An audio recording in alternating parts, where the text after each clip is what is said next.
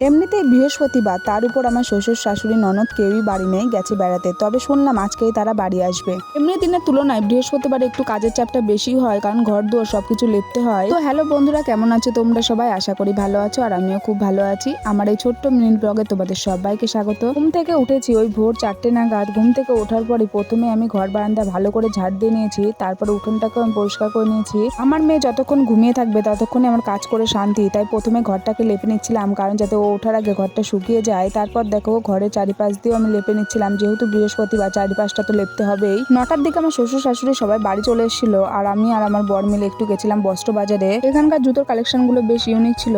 আমি মূলত গেছিলাম সায়া কেনার জন্য। এখানে সায়ার দাম প্রচুর, তাই একবারে 6খানা সায়া আমি ওখান থেকে নিয়ে এসেছিলাম।